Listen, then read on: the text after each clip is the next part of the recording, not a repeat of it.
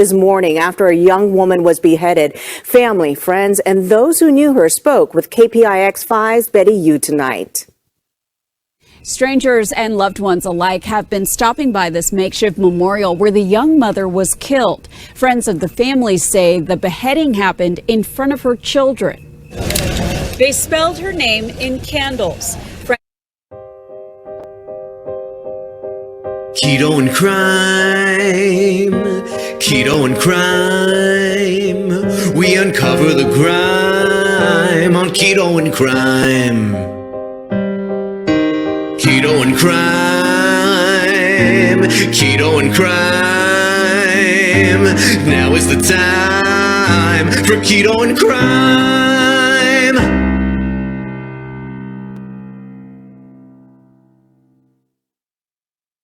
Hey everyone, Tracy here from Keto and Krime. Thank you so much to every single one of my patrons and channel members. You make this possible. And you're one of the reasons I do this, and I thank you from the bottom of my heart. And if I haven't said it before, thank you. I'll sing it. Thank you for hanging in there with me and letting me geek out, not making fun of me like a lot of other people do, because I like weird stuff about crime and dark history. Thanks everyone. Hey everyone, welcome to Keto and Krime. This is a special little impromptu video I wasn't going to do because this story has made its way around social media and has the things that social media does, it has done to this story. But I wanted to give y'all as much facts, or as many facts as I could find about this story. This is about the tragic murder of a young woman living in San Mateo, California, last week at the hands of her estranged significant other.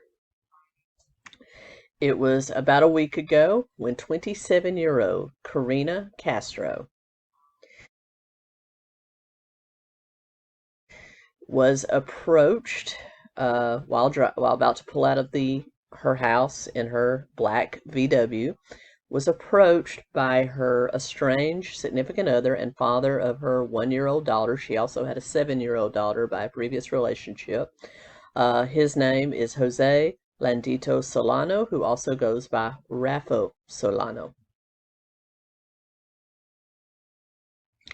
An argument ensued. Neighbors were witnessing this. Neighbors immediately called the police. Many neighbors, upon witnessing the myriad of domestic issues that went on at their house, had urged her to get away. Her family urged her to get away, and finally she did. She even had a restraining order on him. However, here he is, and here they are arguing. It got to a breaking point in which he immediately turned, went back to his car, opened a trunk, removed something, went back and essentially beheaded her with a samurai sword. I can't think of a more brutal way to die than that. But the thick of this gets even weirder as you dig into it. Yes, I guess you could chalk this up to domestic violence, which of course, yes, it is. But this is a young woman that was trying to turn her life around. She attended Milano Atherton High School there in the San Mateo area, which is between San Jose and San Francisco. She did end up dropping out because of her earlier struggles. She did give birth to a child at age 20, but she had since gotten her GED and was actually working. She had gotten a job as a DoorDash driver so she could be there with her children. As you know, that is an independent contractor type of job where you can set your own hours. I have done it myself. I've done Uber Eats. I have done a myriad of other gig type work, and you can earn a living doing that while setting your own hours. It was roughly 2 years ago when she got involved with Solano, and they had a very rocky relationship. Many calls to basically pull them apart were said to both her family and local police. Eventually they did split up and she got a restraining order. According to her family, even after they split up, she still had a tendency to break the restraining order herself by talking to him on the phone, allowing him to come to the house. And so her father had begged her many, many times not to engage with him at all. Come to find out, he is an illegal immigrant.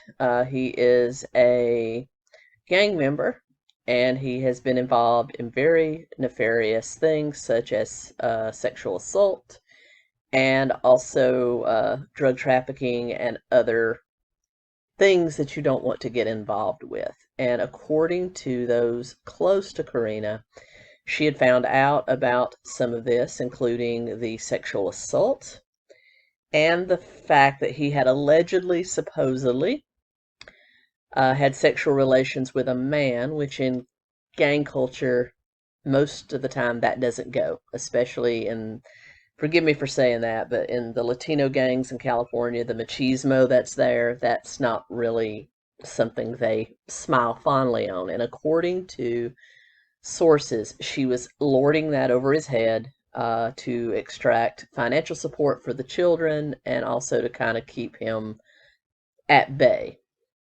However, he didn't take very kindly to that, and we're here where we are now. According to reports and to her family, he is a diagnosed schizophrenic and is now undergoing a complete and total medical evaluation in reference for these charges. So that's the long and the short of it. I will continue to follow this very interesting case as it unfolds so that we can dive deeper into it, but that is the facts as I have been able to gather from police reports, various news sources. I didn't want to just give you the old beheading thing that has been traveling on social media. I wanted to give you a more in-depth look. In every tragedy, there is, I guess, a moral lesson. Oh, also, her family is trying to get custody of the two girls, which were removed by the home from the home by CPS, and also get back the two cats and the dog that she had that were taken by Animal Welfare Services. I wish them all the luck in those endeavors, because definitely the children and the pets should not suffer because of what happened. But the moral lesson in this, if you're in an abusive relationship, get out as quickly as you can and don't rely on the law enforcement or the government to protect you. She had a restraining order. Did that do her any good? No. It's a good start. It can help you get them taken into custody when you need. But she was continuing to engage him, which just goes back to that whole cycle of Stockholm Syndrome and abusers being, kind of having a hold over their abusees. I understand she was trying to get financial support for her children, but somebody like this is obviously a dangerous criminal.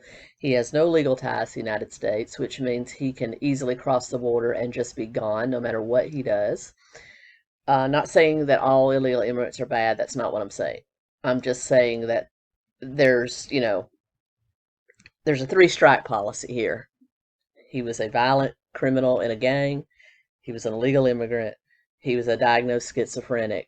All those three together can lead to tragedy, and that's what I'm saying, and that's what happened here. So if you're able to get away, stay away. You will find a way to support your children. I was raised by a single mom for a majority of my life. I understand. You will make it. You will make it. And also, young ladies and young gentlemen, make good choices when it comes to relationships. 1 strike, okay. 2, 3 strikes, we're treading into dangerous territories. Men and women can be victims. So make sure you choose your partners well. Get to know them. Don't just jump in and then have a baby with them immediately.